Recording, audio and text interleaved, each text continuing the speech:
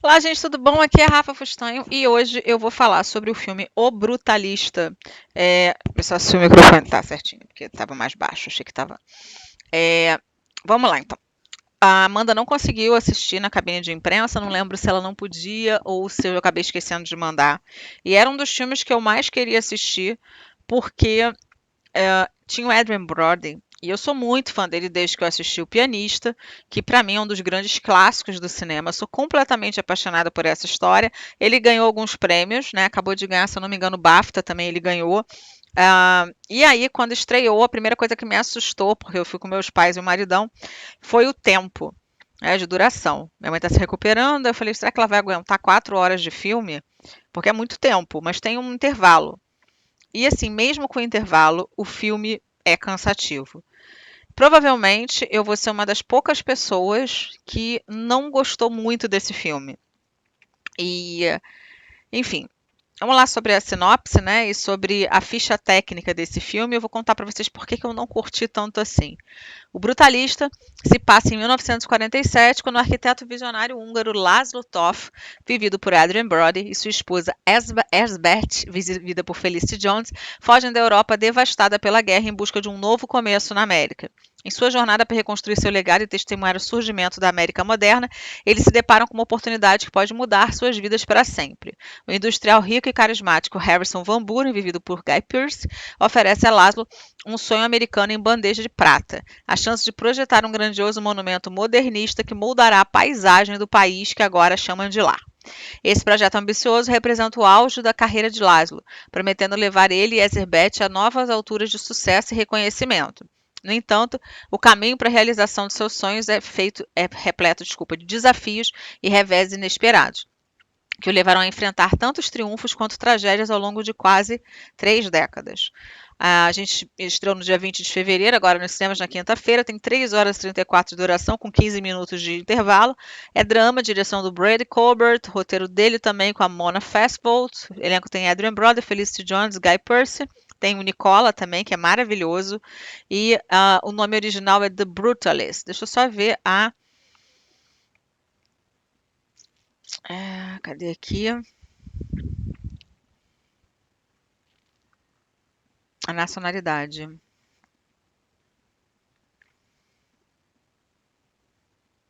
Ele é americano, estadunidense, britânico e húngaro. O filme é falado tanto em húngaro quanto em inglês. O ator que eu queria lembrar o nome era o Nicola. Cadê o nome dele aqui?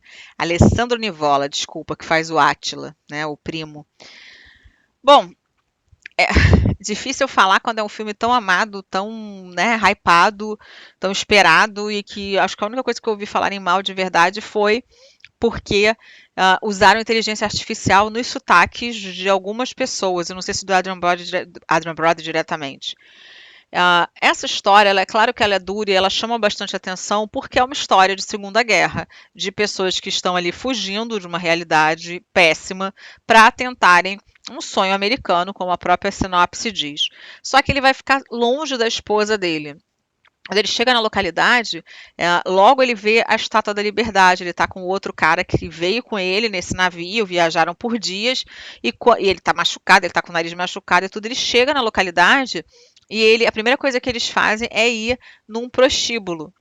Quando eles vão nesse local, ele não consegue ter ereção, ele não consegue se sentir excitado com a moça e tal.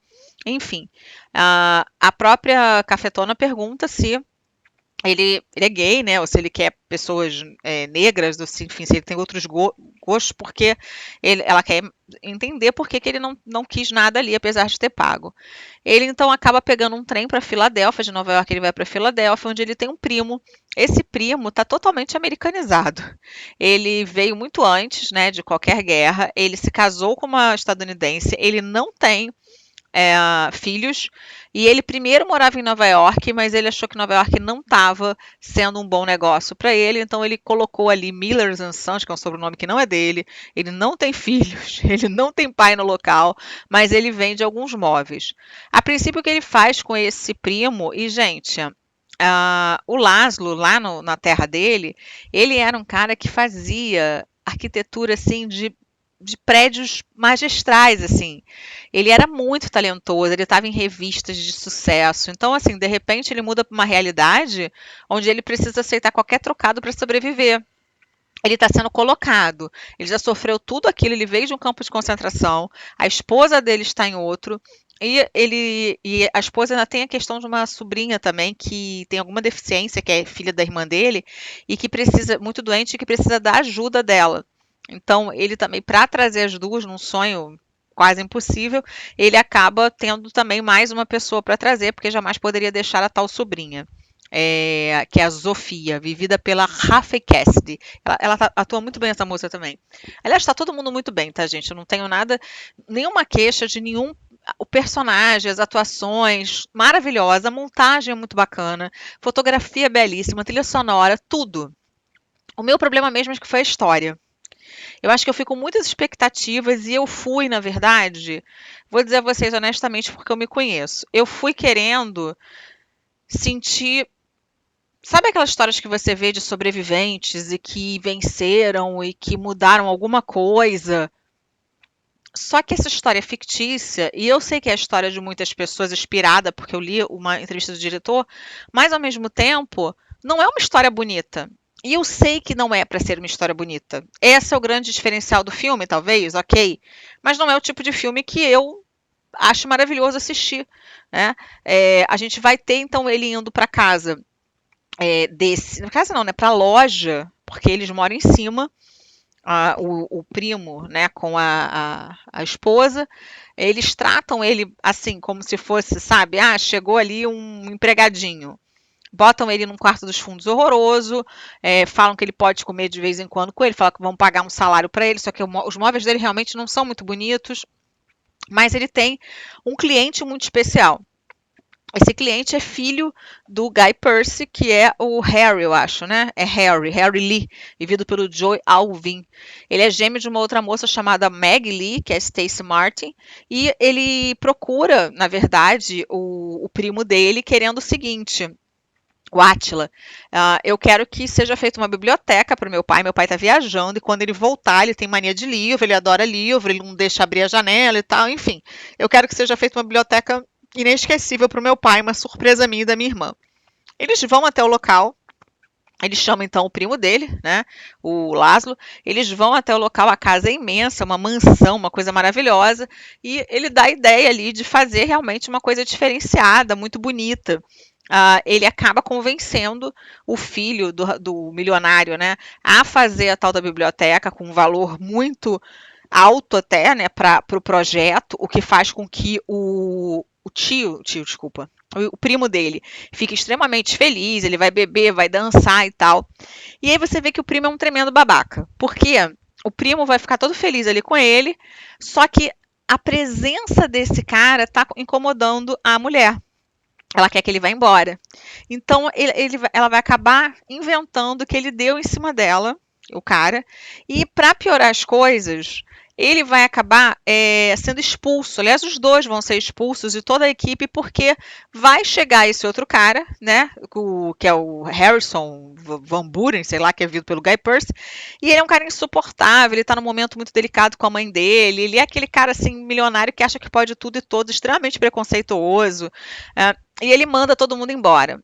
Eles vão embora, só que aí dá briga de primo. Briga não, né? Porque ele não responde, mas ele fica calado, não se defende, vai embora e vai viver em abrigo, junto com um outro amigo dele que ele fez numa fila, um dia de comida.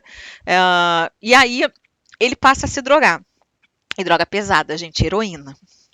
Heroína, morfina, tudo assim, sabe? Ele começa a usar porque ele teve uma dor dentro do navio quando ele estava vindo, deram isso para ele, ele se viciou e chegam a falar ali que as pessoas estão usando ópio e tal, coisas assim que não são legalizadas, né? Porque acabaram se viciando e não têm acesso até por causa da guerra mesmo. Bom, ele acaba se viciando e o tempo vai passar, ele vai estar trabalhando numa mina e esse homem, esse nojento, né, desse Harrison aí, ele vai procurá-lo, porque aquela biblioteca linda que eles fizeram, na verdade, vai virar um sucesso, vai sair em capa de revista, vai sair matéria falando dele. E ele, naquela megalomania dele, ele quer fazer, agora a mãe dele faleceu, fazer um centro gigante com ginásio, com tudo, uma igreja, misturando tudo que ele pode imaginar e o dinheiro pode comprar. E ele vai oferecer isso ao Laszlo. Só que o Laszlo, gente, ele é uma figura muito traumatizada e muito para baixo. Então, em nenhum momento há uma vitória exatamente dele.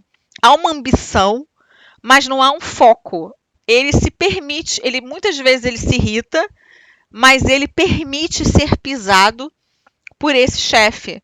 Ele não se impõe perante o chefe em nenhum momento ou procura outra coisa. Ele fica naquela comodidade, como se tivesse tirado uma loto, só que na verdade não tem. Ele é humilhado. Tanto que quando a esposa dele chega, que é a Felicity Jones, ela vai acabar vendo que esse cara humilha ele muitas vezes. E ela vai se irritar com isso. Só que tem algumas surpresas bem desagradáveis no meio do caminho. Uma delas é que ela ficou com osteoporose, ela não consegue mais caminhar e ela é cadeirante. E a gente não entende muito se ele não tem vontade sexual com ela porque ela virou cadeirante, ou se ele não tem vontade sexual por tudo que ele passou, por todos os traumas. Isso não fica claro, explícito, mas pode ser entendido como isso. E eu acho que esse é o entendimento certo de que ele nunca se perdoou por ter sobrevivido. Ah, Rafa, mas então como é que você está dizendo que a história não é bacana? Gente, não é bacana porque é duro você assistir uma coisa dessa, né? Então, assim, são 4 horas ali de depressão.com, sabe? Quase ligando pro psiquiatra mandar aumentar a dose do Lexapro, porque é muito para baixo. Nem tudo vai dar certo na obra. Ela traz a sobrinha vai acabar até tendo uma vida legal porque ela vai conhecer um rapaz, o rapaz é judeu, eles vão ver em Israel, ela vai ter a filha dela, tudo ok. Mas ela fica sozinha com ele tá cada vez mais drogado, cada vez mais entediado e mais para baixo. Ele chega a beijar uma mulher quando eles vão para a Itália, porque ainda vou fazer uma viagem. Eu tô dizendo, o chefão lá, o Guy Pearce, com o Adrian Brody, tá? Eles vão procurar eu agora esqueci como não era Murano, não, gente. Mármore. Mármore Carrara, sei lá, um nome de um mármore lá esquisito. Esquisito que eu falo, não, é bonito, mas eu não sei essas coisas. E aí, ele vai para lá, para esse local. Ele fica dançando ali com uma mulher, esse cara fica olhando para ele. E depois, quando ele estiver se drogando muito, porque ele vai sumir, vai ficar injetando coisas nele, esse cara vai chegar por trás e vai estuprá-lo, gente. Essa cena é muito forte, muito indigesta, sabe? O filme é 18 anos e eu acho que o mais forte da história é que o sexo ali, em nenhum momento, ele é belo. Ele tem a hora ali do prostíbulo, onde ele não consegue ter ereção e o cara tá ali transando com a mulher, enfim, ali no fundo. Depois tem um momento em que a esposa se excita muito com ele, tá masturbando e depois ele não tá nem aí, ele tá na cabeça ali nas arquiteturas dele. Depois a cena que eles vão entrar numa vibe de ai que delícia, ai que loucura, vai ser os dois drogados, porque numa crise que ela vai ter já sem a menina que cuidava dela, a sobrinha, ele não vai achar mais o remédio, ele não estava cuidando dessa parte, sei lá o que ele estava pensando, estava ausente, que estava trabalhando muito, e aí vai injetar a droga nela. E aí eles vão ter uma noite muito louca ali, muito insana, muito, né, muito puro tesão, mas ela vai ter uma convulsão, vai ter sei lá, um ataque epilético de manhã, e ela quase morre. Então, assim, é um filme pesado, é um filme que o mal praticamente vence, tudo bem, mas no final ele fez sucesso, mas olha tudo que esse homem passou, tudo que ele sofreu, e é uma ficção, então assim, enfim, gente, eu acho que são 4 horas muito pesadas, 4 horas, e olha que eu já vi muitos e muitos filmes que abordam só campos de concentração, essas coisas, mas ali acho que você já espera que aquelas coisas aconteçam. Quando tem a história de um cara, né, o brutalista é por causa do modo, né, que é o gênero lá de arquitetura que ele, eu não sabia o que era brutalista. E aí, você pega um filme grande desse, nossa, mas ele é muito pesado, ele é muito cansativo, e por melhor que seja a atuação de todos eles, o Adrian Brody é um destaque, o cara é absurdo, que bom que deram um papel decente para esse homem, porque ele merecia. Ainda assim, o filme não me convenceu. Enfim, eu acho que a gente fica esperando um herói, e a gente tem um cara lotado de defeitos, que é o mais fácil de ter, um cara que luta pela sobrevivência dele, mas sem nunca enfrentar os chefões, não é extremamente uma pessoa muito corajosa. E um cara que traz a sua esposa para lá, mas ela, na verdade, ela se sente invisível, inutilizada, ela não tem amor dele em nenhum momento. E ela sempre muito delicada, muito quando ele diz pra ela que foi estuprada, ela vai enfrentar o cara, ela tem muito mais, a gente desculpa a palavra, aquele quão, sabe, do que ele. Ela tem muito mais coragem do que ele. E que papel da Felicity Jones, sabe? Eu adoro ela como atriz, eu achei ela incrível. A Elsbeth Toth, ela é absurda, sabe? Ela é uma mulher assim que eu fiquei encantada com a força dela. Porque ela não se deixa bater em nenhum momento. Ela não é aquela pessoa que deixou de andar e desistiu da vida. Pelo contrário, ela nunca desistiu e ela poupou o amado dela de saber de alguma coisa para não deixá-lo para baixo ou se sentindo culpado porque ele estava vivendo a vida dele, sabe?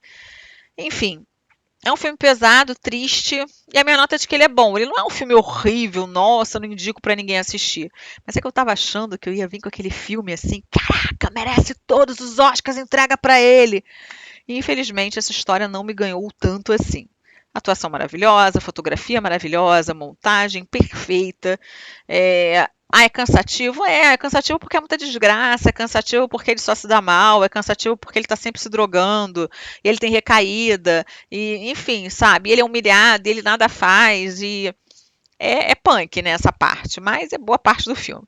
Eu vou ficando por aqui, deixe seus comentários aqui se vocês concordam, não concordam, se vocês já assistiram. A gente vai ter live no dia do Oscar, gente. Se vocês não conseguirem assistir, ou estiverem assistindo de outro canal, zero problema. Eu vou deixar gravadas as emoções e não emoções, que eu tô nervosa com esse momento, e a gente depois comenta, tá? Aqui depois de novo, nas caixas de comentário. Vou ficando por aqui, beijo imenso. Fui. Como eu citei muito en passant sobre o que é brutalismo, né? Eu também não sabia o que era, nunca tinha ouvido falar. Eu vou colocar aqui no final essa matéria do Globo, tá? Que é o que é brutalismo, porque os arquitetos detestam o brutalista. Filme inspirado em movimento arquitetônico alemão, lidera o número de indicações ao Oscar 2025. Então aqui está escrito o seguinte no jornal Globo. O brutalista, o jornalista que escreveu foi o Andrew Marshall em AFP. Brutalista é um drama épico vagamente inspirado na vida e obra do arquiteto Marcel Breuer e é um dos favoritos ao Oscar, mas o filme atraiu o desprezo de especialistas em design que o acusam de erros gritantes e questionam se seu personagem principal é mesmo um arquiteto brutalista. Aqui estão 5 detalhes cruciais sobre o longa-metragem que concorre a 10 prêmios da Academia, incluindo o melhor filme. O diretor Brad Corbett diz que Laszlo Toth, o protagonista do filme, é uma fusão de vários arquitetos famosos, mas principalmente Marcel Breuer. Assim como Toth fictício, Breuer nasceu na Hungria, aprimorou suas habilidades na influente escola Bauhaus, na Alemanha, entre guerras, e imigrou para a América. Ambos projetaram cadeiras icônicas antes de voltarem seu foco para grandes edifícios. Judeus de nascimento, cada um foi contratado para construir edifícios cristãos gigantes em partes remotas dos Estados Unidos que se tornariam suas obras-primas. Corbett disse que um livro sobre o trabalho de Breuer na abadia de St. John, na zona rural de Minnesota, foi uma inspiração fundamental para o filme. Breuer também é conhecido por projetar parte da sede da Unesco em Paris, do Museu Whitney de arte americana em Nova York e do edifício Pirelli Tire em Connecticut. O que é brutalismo? Brutalismo é um estilo de design polarizador que surgiu na reconstrução da Europa pós-guerra na década de 50. É facilmente reconhecível pelo concreto exposto, sem enfeites e por suas formas geométricas gigantes e ousadas. Acredita-se que o termo venha de béton brut, concreto bruto, em francês. Aqui entra um parêntese meu que provavelmente aquela cidade das artes, que todo mundo acha pavoroso, e que eu também não acho bonito, aqui no Rio de Janeiro, deve ser desse brutalismo aí. Surpreendentemente, continuando, quase nenhuma arquitetura brutalista aparece em O Brutalista. Até vislumbramos a obra-prima concluída de Toff no final do filme de 3 horas e meia. No podcast intitulado Why the Brutalist is a Terrible Movie, a crítica de design Alexandra Lang disse que os cineastas afirmam ter lido todos esses livros sobre brutalismo, mas absolutamente nada disso é usado para qualquer propósito dramático que realmente pareça ter sido absorvido. Victoria Young, professora da Universidade de St. Thomas, disse à AFP que o edifício que vemos no final nem é brutalista, mas modernista inicial. Pensei, eles se perderam na linha do tempo aqui, ela disse. E essa linha do tempo? Já se apontaram outras distorções. No filme, Toff é um sobrevivente do Holocausto que luta por trabalho e faz fila para ganhar pão de graça ao chegar na América do pós-guerra, antes que seus talentos sejam descobertos por um benfeitor abastado. Na realidade, ex-alunos da Bauhaus, como Breuer e Walter Gropius, cruzaram o Atlântico na década de 30 antes da guerra. Eles chegaram como profissionais mundialmente famosos, recebidos em cargos de prestígio em lugares como a Universidade de Harvard. A arquitetura modernista estava profundamente estabelecida. e na moda nos Estados Unidos muito antes do cenário do filme. Abre aspas, como historiador da arquitetura, minha cabeça não está girando de tanto assistir aquele filme. Fecha aspas, disse Young.